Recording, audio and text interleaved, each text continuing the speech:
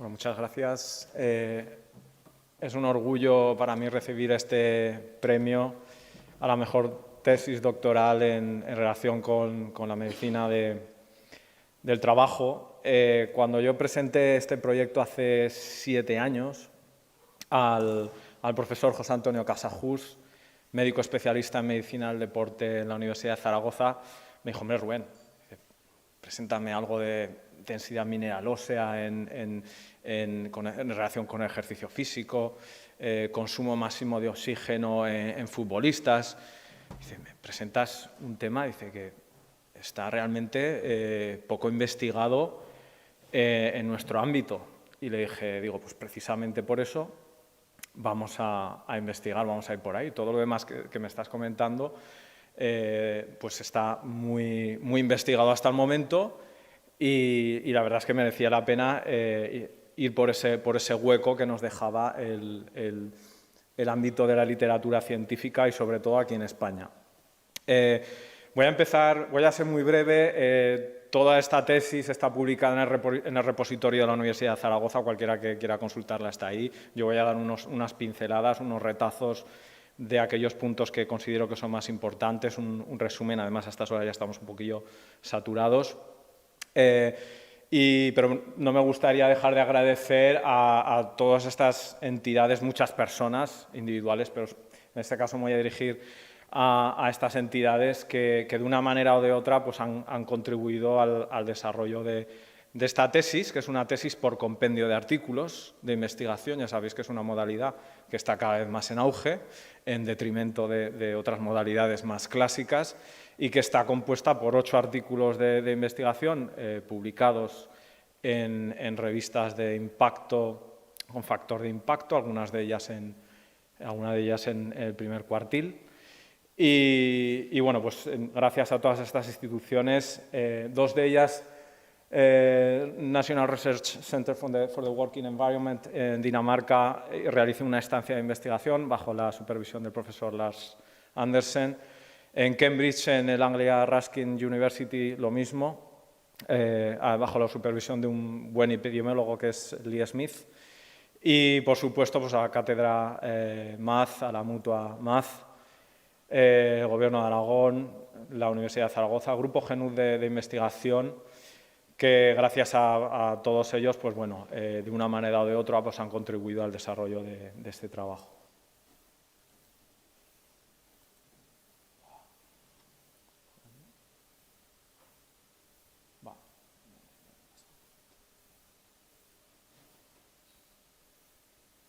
Bueno, voy a resumir la tesis. Tiene que ver con la actividad física y el absentismo laboral debido a enfermedad. Es una cuestión muy investigada en los países nórdicos, pero en los países del sur de Europa y en otras latitudes, pues escasamente investigada, ¿vale? No solamente el tema relacionado con actividad física, sino en general, como bien sabéis, todo lo que tiene que ver con factores relacionados con el entorno laboral, en la medicina del trabajo. Los países nórdicos pues son los mayores productores a nivel mundial de este tipo de artículos y de evidencia científica, ¿no? En España lo que nos encontramos es que tenemos ese Real Decreto que ha mencionado una de las compañeras, que regula todo lo que son las cuestiones de absentismo laboral, discapacidad permanente, etcétera, etcétera. Y bueno, para entrar, como tenemos aquí 2 variables, que sería por un lado el absentismo laboral y sickness absence en inglés, y por otro lado la actividad física, hablo un poquito de ellos y luego entro ya en la salsa de lo que sería el trabajo. Aquí pues tendríamos que decir que esto sería, nos centraríamos un poco en, si estuviéramos hablando del absentismo laboral de larga duración, está considerado en la legislación española entre 12 y 18 meses. A partir de los 18 meses ya estaríamos hablando de discapacidad temporal permanente en sus diferentes registros. Menos de 12 meses, pues estamos hablando de un absentismo laboral por enfermedad, pero que todavía no llega a ser considerado de larga duración. Se puede ir acumulando, pero como ya sabéis, hasta cuando llegan los 18 meses llega un momento en el que hay que decidir y hay que tomar una decisión de si eso se considera una discapacidad permanente o no, ¿vale? Eso lo tiene que dictaminar, eso lo sabéis mucho mejor, muchos de los que estáis en esta sala lo tiene que dictaminar pues un tribunal médico. Lo que nosotros nos vamos a centrar aquí son las contingencias comunes, no en las enfermedades derivadas del trabajo, sino en las contingencias comunes, o sea, absentismo laboral derivado de contingencias comunes. Y, pues, como ya sabéis, supone una discapacidad permanente, temporal.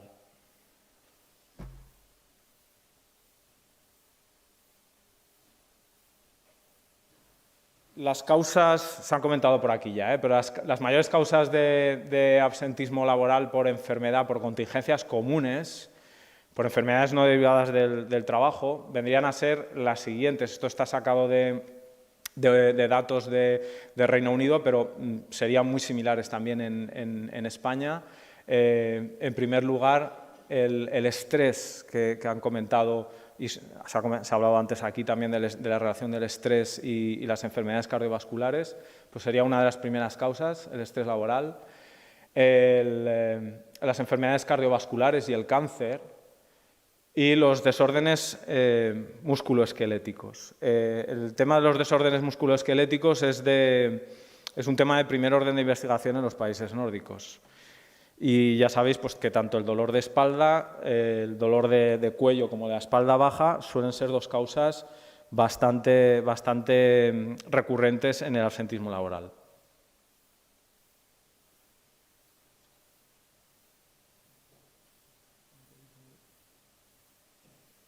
Vale, esto es importante, son los costes del absentismo laboral por contingencias comunes en España. El último informe ADECO, creo que igual este tiempo ha publicado alguno más, al que tuve acceso yo en aquel momento, venía a decir que los costes estaban repartidos entre la Seguridad Social y las compañías, las empresas.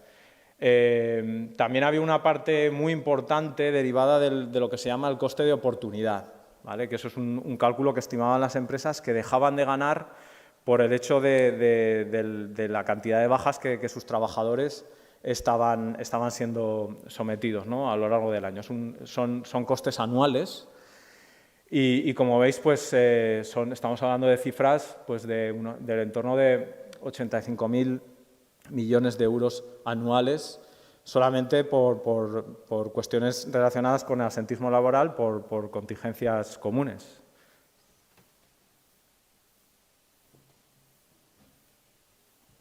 Es un pequeño esquema que realicé para la tesis, es muy rápido, simplemente para que veáis lo que sería el proceso, el mecanismo que lleva un trabajador sano, un active worker, desde que está en ese estado de salud bien, saludable, hasta que puede llegar hasta la última de las consecuencias, de las peores consecuencias, que puede ser una discapacidad permanente en sus diferentes grados, ¿no?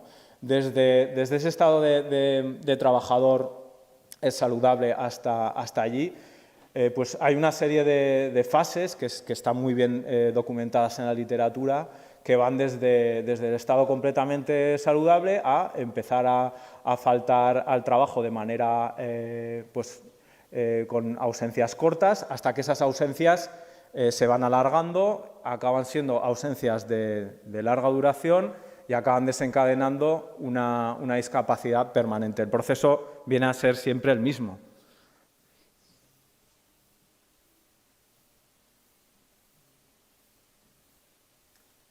Y por otro lado, la actividad física.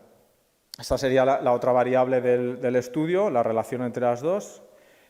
Como bien sabéis, pues, es sencillo, todo aquel movimiento que producido por un músculo esquelético tendría que ver con, y la producción de energía derivada, pues sería la definición de actividad física.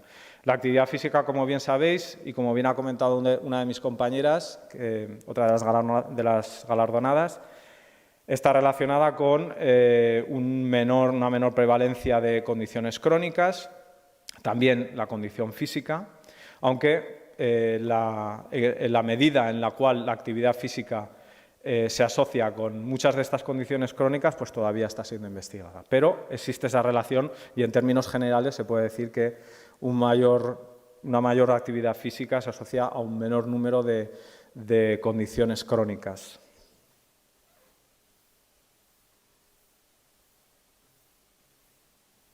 Otra de las cuestiones importantes, y esta seguramente no la conoce tanta gente, es que los efectos de la actividad física en el organismo no son iguales dependiendo del ámbito o del dominio de la actividad física. Normalmente hablamos de actividad física en general, decimos muévete, muévase, esto va a ser bueno para su salud, pero no todo vale y no todo tiene los mismos efectos. De hecho, en el campo de la epidemiología de la actividad física ya se investiga y se diferencia claramente 4 campos, 4 ámbitos: Occupational Physical Activity, la actividad física en el trabajo, la actividad física en el tiempo libre, la actividad física en el transporte desde mi casa hasta el entorno laboral y la actividad física que realizamos en casa. Este sería un poco el resumen de todo. Decimos, vale, nos movemos en todas, sí, pero la manera en cómo nos movemos en cada una de ellas no es igual. Y eso tiene repercusiones también en la salud. De hecho, en los países nórdicos se tiene muy claro que la Occupational Physical Activity es considerado un factor de riesgo y se han encontrado asociaciones claras y se ha identificado como un factor de riesgo de mortalidad por diferentes causas y de disability pension, de discapacidad permanente y asociaciones también con el absentismo laboral. Lo que hicimos en este trabajo, en esta tesis, en los diferentes estudios que la componen, fue buscar esta asociación entre actividad física o mayores niveles de actividad física y ver qué es lo que ocurría con el absentismo laboral, ¿vale? Y ver si nuestra hipótesis era que, en base a los beneficios de la actividad física, lo que íbamos a ver es que eso iba a repercutir de alguna manera en la salud e iba a repercutir también en la cuestión del absentismo laboral. Lo que hicimos también fue ver lo que ocurría con diferentes poblaciones de trabajadores. Como bien sabéis, los que os dedicáis a este mundo de la medicina del trabajo, no es lo mismo trabajar en una oficina que trabajar en el andamio. O los esfuerzos que se realizan, el tipo de tarea, está muy relacionado con un tipo de enfermedades u otras. Y la actividad física, pues lo que no sabíamos es en qué medida podía influenciar a unos trabajadores y en qué medida podía influenciar a otros en relación con el absentismo laboral.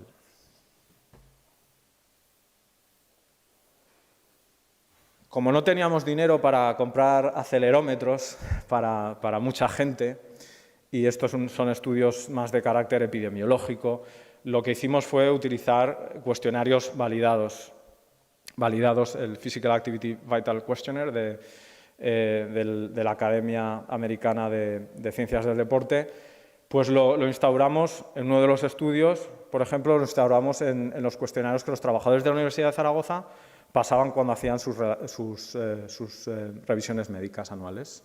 Entonces, en ese entorno, digamos, algo más formal, obteníamos información gracias a los trabajadores médicos que estaban allí pasando esas revisiones, obteníamos esa información, y de los trabajadores que voluntariamente pues, nos dejaban, a través de esta pregunta validada y otras, para hacer el ajuste de los modelos, pero esta sería la principal de la exposición, podíamos valorar los niveles de actividad física en uno de los estudios, no en todos.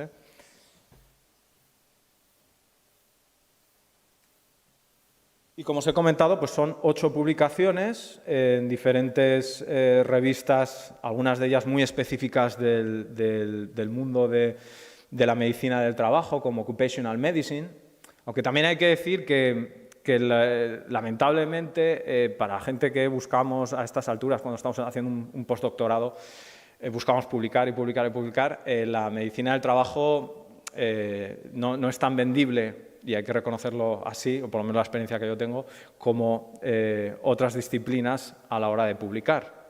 No es tan fácil publicar a lo mejor en un Lancet, se puede, no digo que no, o un JAMA, desde el ámbito de la medicina del trabajo.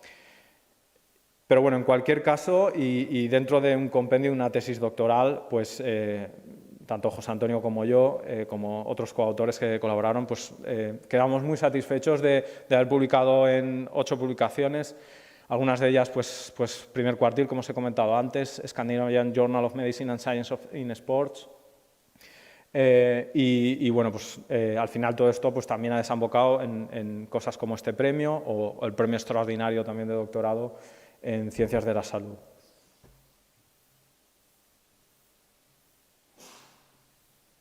Son otros 4 estudios más, en total 8. Solamente voy a focalizar en uno de ellos, simplemente para que veáis un ejemplo de más o menos los estudios son muy similares. Se diferencia un poco pues, el enfoque que tiene en una tipología de trabajadores, en otra, el tipo de actividad física. En algunos hablamos de actividad física en general, les preguntamos a los trabajadores por actividad física en general, otros solamente les preguntamos por actividad física en el tiempo libre. Entonces, vamos jugando un poco con esas variables y con los efectos de diferentes tipos de actividad física y diferentes tipos de trabajadores. La diapositiva que os pongo ahora es de uno relacionado con los resultados de uno de los estudios con elder care workers, que son trabajadores que se dedican a cuidar básicamente a ancianos o personas discapacitadas.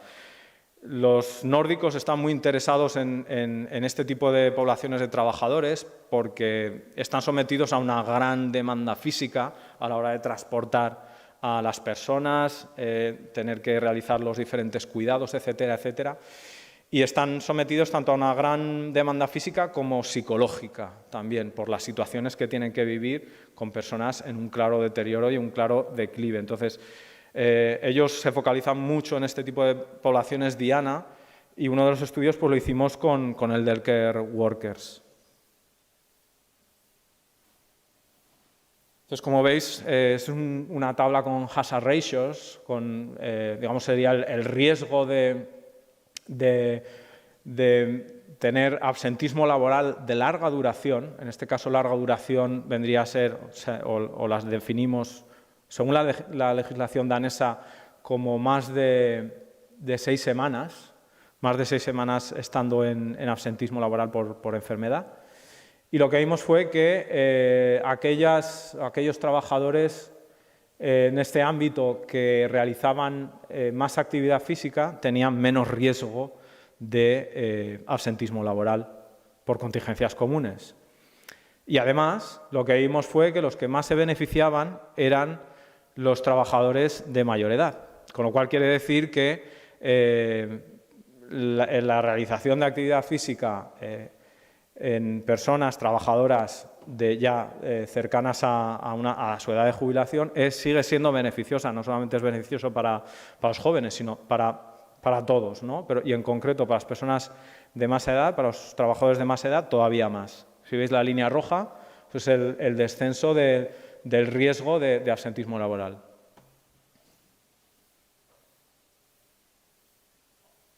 Finalmente, pues como lo que vimos y fue constante en todos los estudios, en los 8 estudios que hicimos, fue que mayores niveles de actividad física, ya fueran en el tiempo libre o ya fueran en general, teniendo en común el conjunto de actividad física que realizaban a lo largo de una semana, se relacionaba, se asociaba, después de ajustar por muchísimas variables, tales como enfermedades crónicas previas, absentismo laboral previo, un montón de ajustes que hicimos. Lo que vimos fue que esa asociación era constante, era una asociación inversa constante, que no hemos descubierto evidentemente el dorado. Yo creo que a estas alturas todo el mundo lo sabe, pero sí que es bueno recordarlo, cerciorarlo y ver que también sucede en otras poblaciones distintas a las nórdicas, con una legislación diferente, con unas condiciones laborales diferentes, como es la sociedad española, como es la población española. Y lo que vimos fue, por ejemplo, que en la Universidad de Zaragoza eso también sucedía. Con los trabajadores de la Universidad de Zaragoza, uno de los estudios en Occupational Medicine fue con más de 1000 trabajadores de la Universidad de Zaragoza que realizaron sus revisiones médicas anuales, y vimos que también, evidentemente, los que más actividad física declaraban que hacían eran los que menos absentismo laboral tenían también. Y eso sucedía también aquí en la Universidad de Zaragoza. O sea, que es un fenómeno bastante generalizado en diferentes poblaciones, tanto de trabajadores como de diferentes países.